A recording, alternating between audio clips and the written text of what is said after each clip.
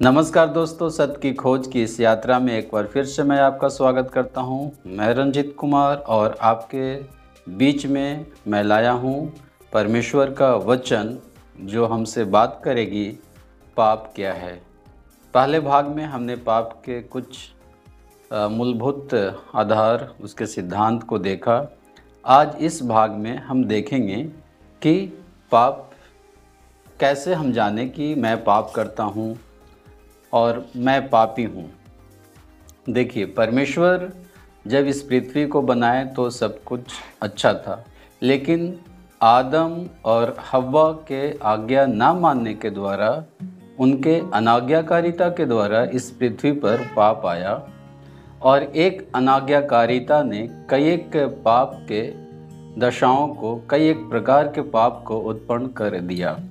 और यदि उसका सूची बोलेंगे तो बहुत सारे सूची हो जाएंगे जो हम अपने जीवन में या अपने आसपास में देखते हैं, जैसे कि व्यभिचार, गंदे काम, झगड़ा, वैर, लालच, दुष्कामना, विरोध, अहंकार, डाह, अशुद्धता, बहुत सारे इत्यादि। तो एक एक पाप की सूची या उसके विषय में जानना एक बहुत बड़ा विषय है। हम सिर्फ इतना समझें कि ऐसा कोई भी चीज़ जिससे कि हम परमेश्वर का दिल दुखाते हों, परमेश्वर के आज्ञा को तोड़ते हैं, वह हमारे लिए पाप है। और पाप के विषय में व्यवस्था जो हमारे मन में लिखा गया है, जिसके विषय में मैंने पहले वीडियो में भी बताया कि जो पाप करेगा वही पाप के कारण मारा जाएगा। आज भी यदि कोई अपराध करते हैं, कोई जुर्म करते हैं, तो सज़ा केवल अपराधी को होती है, न कि उसके परिवार वालों को। मान लिया जाए कि कोई व्यक्ति जो 16 वर्ष का है, जो बालिग नहीं है, यदि वो कोई पाप करता है तो उसके माता पिता को उसके विषय में, उसके बदले में सज़ा नहीं मिलती है। सज़ा उसके अपराध का उस व्यक्ति को, उस बालक को ही मिलती है।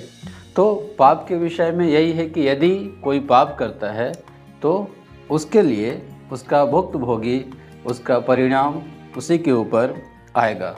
और बाइबल इस बात को कहती है कि पाप कोई और आपको बताए तब आप जाने, ऐसा नहीं है। मैं पाप को जानता हूँ, मैं अपने अंदर के पाप को जानता हूँ, क्योंकि मेरा अपराध मुझे मेरे निरंतर सामने रहता है। मतलब पाप ऐसा नहीं कि कोई टोके कि आपने पाप किया है। आपको हमेशा यह स्मरण रहेगा कि हाँ, मैंने पाप किया है, क्योंकि आपका पाप निरंतर आपकी दृष्टि में बना रहता है। ऐसा दाऊद कहते हैं भजन में।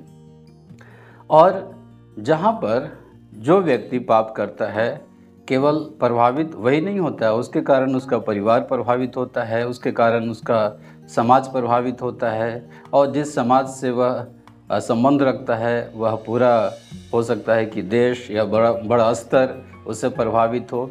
तो पाप एक व्यक्ति के कारण उसका प्रभाव उसके आसपास सारे परिवेश पर पड़ता है। इसलिए वचन इस प्रकार से बाइबल में कहती है कि एक जाति या एक देश के लोगों का उससे अपमान होता है। यदि कोई व्यक्ति पाप करता है और वह यदि उसको सज़ा मिलती है, तो उस पूरे देश की या उस पूरे जाति की बदनामी होती है या अपमान होता है। मान लिया जाए कि कुछ समय के लिए यदि कोई भारत का व्यक्ति किसी दूसरे देश में जाकर गलत काम करे, तो उससे पूरे भारत की बदनामी होती है, पूरे भारत का अपमान होता है। उसी प्रकार से यदि कोई व्यक्ति या परिवार में से किसी परिवार में से कोई व्यक्ति यदि कोई पाप करता है, अपराध करता है, तो उसके कारण उसके परिवार, उसके बच्चे, उसकी पत्नी या उसका पति या उसके माता पिता उसके कारण अपमानित होते हैं। लेकिन इन सब का जो उपाय है, जो उपचार जो कहें, हमारे लिए हमारे सामने में है। जो बाइबल में प्रभु यीशु मसीह के विषय में कहा गया है, जो कहते हैं कि यूहन्ना जो बपतिस्मा देने वाले, कि देखो यही परमेश्वर का मेमना है जो जगत के पाप को अपने ऊपर उठा के लेके जाता है।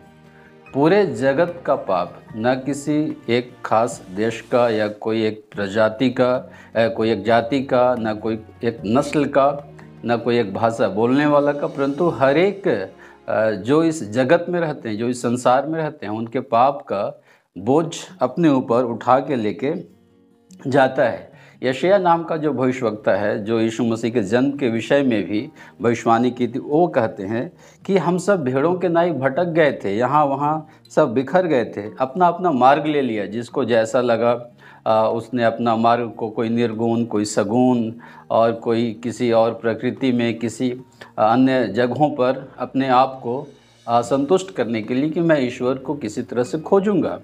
लेकिन हम सब के अपराधों का जो बोझ था, जो भार था, वचन इस प्रकार से कहता है कि उसी के ऊपर लाद दिया गया, अर्थात यीशु मसीह के ऊपर हम सब के अपराधों का बोझ को लाद दिया गया।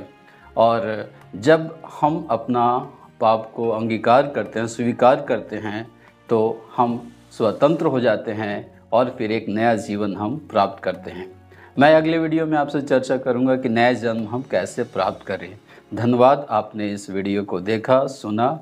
मैं विश्वास करता हूं कि आप इस यात्रा में हमारे साथ में हैं, और एक समय आएगा कि जब आप स्वतंत्र हो जाएंगे, पाप से स्वतंत्र हो जाएंगे, और आप एक नया इंसान बनकर समाज के लिए, देश के लिए एक अच्छा नमूना, एक कारण बनेंगे।